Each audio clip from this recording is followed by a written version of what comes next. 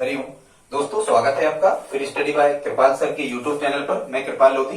दोस्तों, आज हम आपको लेकर के आए हैं लाभ और हानि, जो हम लॉस प्रॉफिट का टॉपिक आपको करवा रहे थे, जिसकी सीरीज हम चला रहे थे। इसी का आज जो हमारा रहेगा ये पार्ट 8 रहेगा। आप हमारी लाभ हानि वाले प्लेलिस्ट में जाकर के बाकी पार्ट को देख सकते हैं।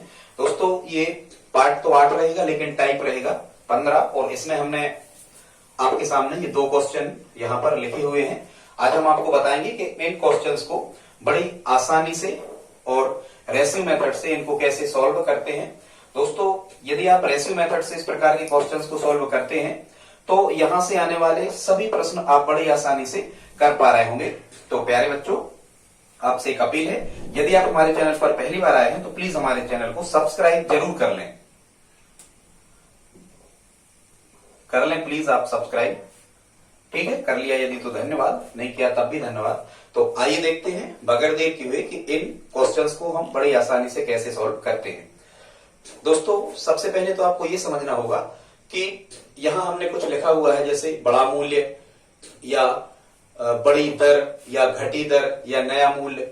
ठीक है, तो एक चीज आप समझे कि ये बड़ा मूल्य या घटा मूल्य या नया मूल्य और घटी दर या बड़ी दर, ये एक ही शब्द है। सीधी सी बात ये है कि ये जो पूरा सिस्टम हमने यहाँ पर लिखा हुआ है, इसका सीधा सा मतलब है कि बाद का मूल्य। ठीक है, इन सभी चीजों को क्या कहते हैं हम? बाद का मूल्य। कभी कभी एग्जामिनर बाद का मूल्य नहीं लिख करके ये दर शब्द भी लिख देता है कि बाद की दर क्या रही, तो यहाँ दर का ही मतलब होता है प्रति किलोग्राम।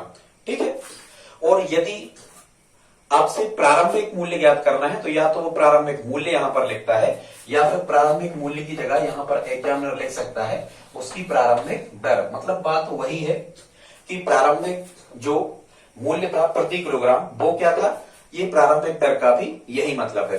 अब हम देखते हैं कि रेशियो मेथड से इस क्वेश्चन को कैसे हल करते हैं। कह रहे हैं चीनी के मूल्य में 25% की कमी होने पर ग्राहक को 240 रुपया में 2 किलोग्राम अधिक चीनी मिलती है। फिर कह रहे हैं कि चीनी का घटा मूल्य प्रति किलोग्राम क्या है, और या उसी को कहते हैं चीनी का नया मूल्य प्रति किलोग्राम क्या है, या पुराना मूल्य प्रति किलोग्राम क्या है, या पहले का।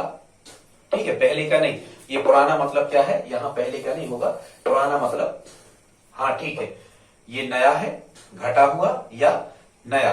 ठीक, तो ये पुराना होगा, या फिर इसको हम क्या कहेंगे, प्रारंभिक मूल्य क्या था। ठीक है, बात एक ही है। तो आई होप आप क्वेश्चन को समझ गए होंगे। दोस्तों, एक चीज और हमें याद रखना होगा, वो क्या है हम आपको बताते हैं। सबसे पहले तो आपको मूल्य और मात्रा में संबंध समझना होगा। मूल्य में और मात्रा में, तो इनमें जो संबंध होता है मूल्य और मात्रा में, इनमें व्युत्क्रमानुपाती का संबंध होता है, एंटी प्रोपोर्शनल। ठीक है, उल्टा संबंध होता है। उल्टा कैसा होता है कि यदि किसी वस्तु का मूल्य बढ़ता है तो मात्रा घटती है, और यदि मात्रा, या हम कहें मूल्य बढ़ता है तो मात्रा घटती है, या मूल्य घटता है तो मात्रा क्या होती है, बढ़ती है। एक एग्जांपल द्वारा हम आपको समझा रहे हैं। जैसे मान के चलो आपके पास में 120 रुपया है, इसमें एक राशि नियत रहती है, कॉन्सोनेंट नियतांक रहता है। जैसे हम कहें कि आपके पास में 120 रुपया है। अब यदि आपके पास में 120 रुपया है और हम कहें कि कोई वस्तु आपने खरीदी, मान के चलो आपने शक्कर खरीदी।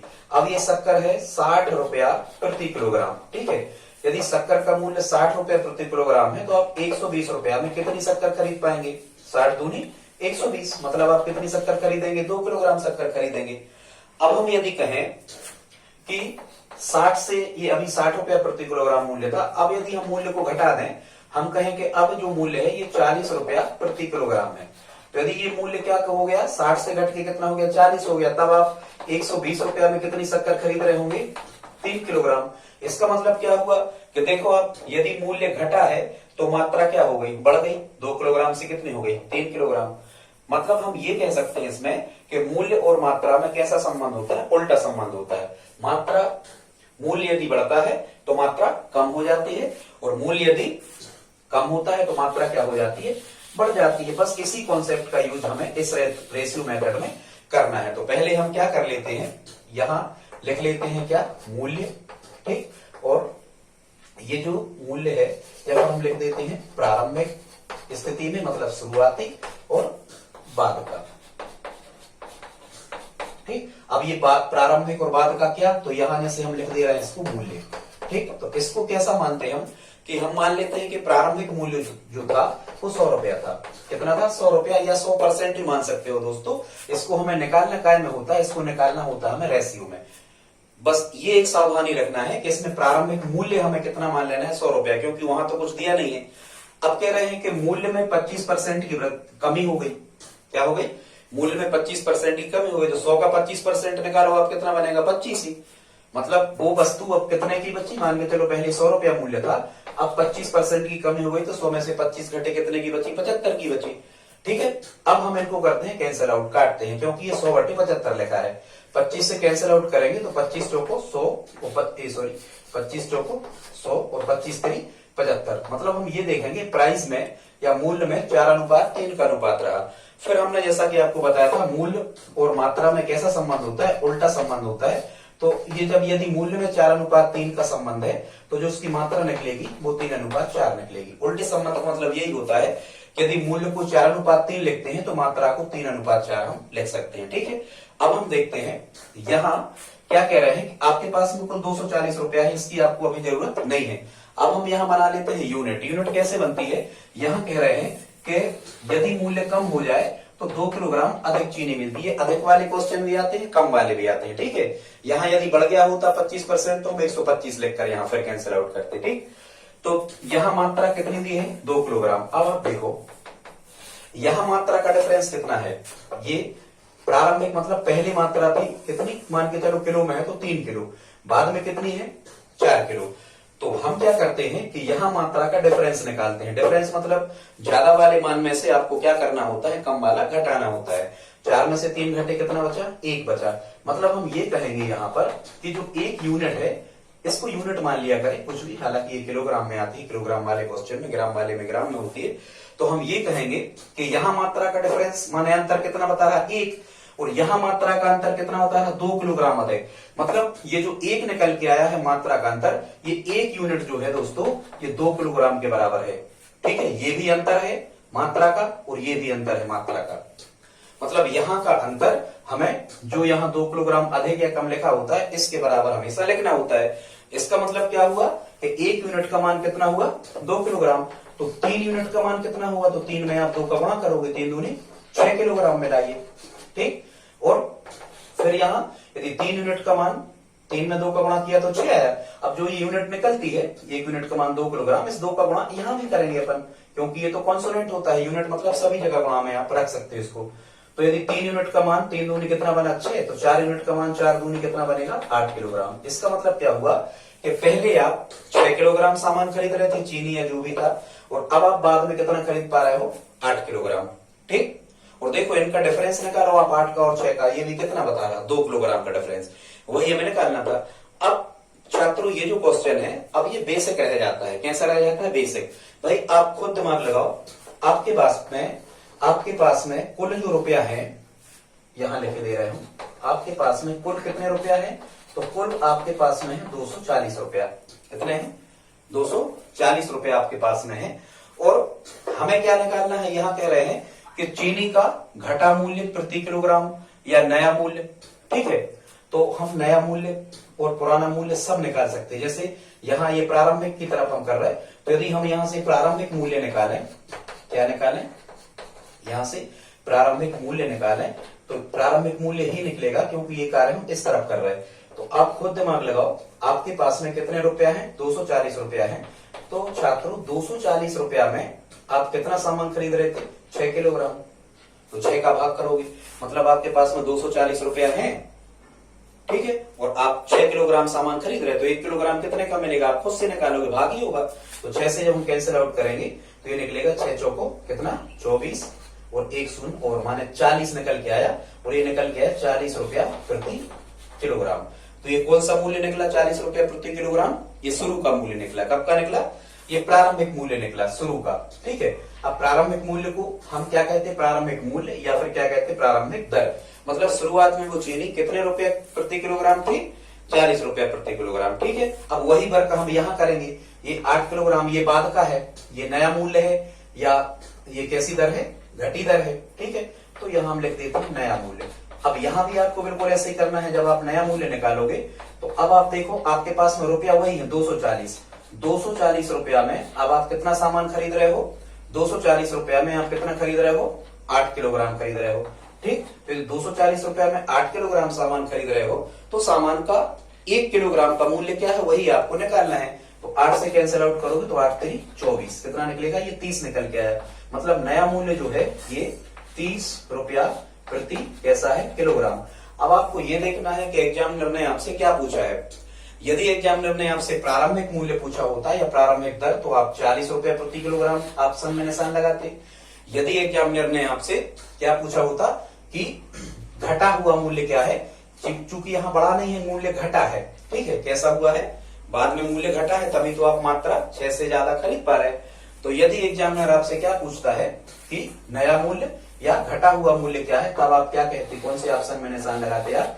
30 रुपया प्रति किलोग्राम में। ठीक है दोस्तों, यहां से आप अनुपात भी निकाल सकते हो। यदि आपसे पूछा जाए कि प्रारंभिक मूल्य और नए मूल्य का रेशियो क्या है, यहाँ हमने केवल कितने क्वेश्चन लिखे? 2 क्वेश्चन लिखे।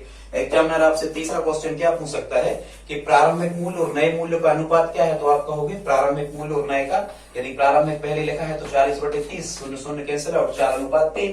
ठीक है, 4:3 है। यदि कहेगा कि नए मूल्य और प्रारंभिक मूल्य का अनुपात क्या है, तो पहले यदि नया कहा तो नया 30/40, 0 कट गए तो 3:4। मतलब यहां से आप उनका रेशियो फाइंड कर सकते हो, घटी हुई बढ़ी हुई दर भी प्राप्त कर सकते हो और प्रारंभिक मूल्य भी प्राप्त कर सकते हो। तो आई होप आपको ये क्वेश्चन समझ में आया होगा। दोस्तों यदि समझ में आए तो प्लीज आप लाइक तो वीडियो को करते ही चले। अब हम देखते हैं सेकंड क्वेश्चन। ठीक है, ये फर्स्ट था। प्यारे बच्चों, आइए देखते हैं सेकंड क्वेश्चन भी हमने यहाँ पर लिया हुआ है। वहां लिखा हुआ था, वो असल में क्या था कि वो एक ही क्वेश्चन लिख गया था नींद के कारण। यहाँ कह रहे हैं सेकंड क्वेश्चन में, अंडों के मूल्य में 20% अंडों के मूल्य में 20% की वृद्धि हो जाने से कोई व्यक्ति 200 रुपया में 2 दर्जन कम अंडे खरीदता है। अब चूंकि क्या हुआ है, मूल्य में क्या हुई है? वृद्धि हुई है। तो मूल्य में वृद्धि हुई है, इसका मतलब वस्तु कैसे मिलेगी? कम मिलेगी।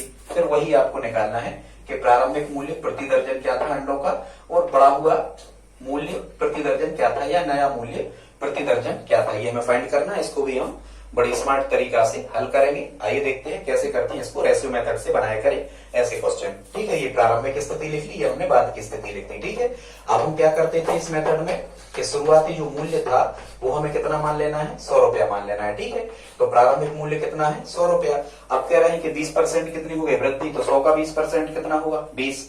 मतलब अब यदि 100 रुपया में जो चीज मिल रही थी, अब वो कितने की मिलने लगी? 120 रुपया की। ठीक है, और ये हम क्या निकालते हैं? मूल्यों का। तो ये हम निकालते हैं दोस्तों मूल्यों का क्या? अनुपात। तो मूल्यों का अनुपात हमें कितना मिला? 100:120। इसको हम काटते हैं क्योंकि ये 100/120 लिखे हैं। 20 से दोनों कट रहे तो काट दो। 20×5 100 और 20×120। ठीक है, तो ये मूल्यों का अनुपात कितना मिला? अभी तो ये मूल्य का अनुपात चल रहा है। ये कितना मिला? 5:6। तो यहां से मूल्य का अनुपात है जी 5:6 है, तो मात्रा का अनुपात कितना होगा यहाँ पर? 6:5। ठीक है, अब हमें मात्रा का अनुपात क्यों निकालना होता है? क्योंकि यहाँ ये जो 2 दर्जन कम वस्तु जो लिखी है ये मात्रा ही है, इसलिए हमें मात्रा इसमें निकालना पड़ती है।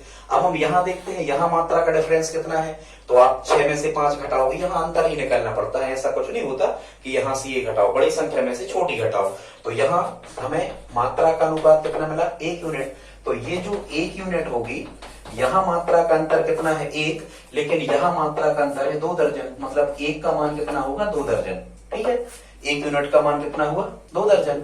यदि 1 यूनिट का मान 2 दर्जन हुआ तो 5 यूनिट का 5 दूनी 10 दर्जन। ठीक, और यहाँ यदि 1 यूनिट का मान कितना है? 2 दर्जन है, तो 6 यूनिट का मान 6 दूनी कितना होगा? 12 दर्जन। यहाँ हमने दर्जन लिखा नहीं है, आप लिख लेना, पूरा प्रश्न दर्जन में निकल के आएगा। अब देखो, अब आपके पास में कुल कितनी राशि थी? आपके पास में राशि कितनी थी? 200 रुपया। कितनी थी? 200 रुपया। इसका मतलब ये हुआ कि आपके पास में 200 रुपया है। देखो यहां से समझ में आ जाएगा, आपके पास में 200 रुपया है और आप 10 दर्जन जो भी था अंडे खरीदते हो। ठीक है, तो 200 रुपया में यदि आप 10 दर्जन अंडे खरीदते हो तो ये कह रहे हैं, ये पूछ रहे होते हैं कि 1 दर्जन अंडों का मूल्य क्या था। तो यदि जब हम यहाँ मूल्य फाइंड कर रहे होंगे कि मूल्य क्या था, तो मूल्य ज्ञात करने के लिए आप यहाँ पर क्या कर सकते हैं कि 200 रुपया आपके पास में जो है, 200 रुपया में 10 का क्या कर दोगे? भाग। तो 0 ये कैंसिल आउट हो गए। इसका मतलब क्या निकल आया? 20 रुपया प्रति दर्जन। ठीक, थे आपके पास में, आपने 10 दर्जन केले खरीदे, तो 1 दर्जन का रेट क्या लगा होगा, भाग करके ही निकालोगे, सिंपल सी बात है, तो 20 रुपया प्रति दर्जन। अब यदि एग्जामिनर ने आपसे पूछा होता कि बाद का मूल्य क्या था, ठीक है, या जो बढ़ा हुआ मूल्य था वो कितना था, तो 20 रुपया दर्जन वाले ऑप्शन में आप निशान लगाना, या वो कहेंगे कि अंडों का नया मूल्य प्रति दर्जन क्या था, तो भी आप 20 रुपया दर्जन में निशान लगाना।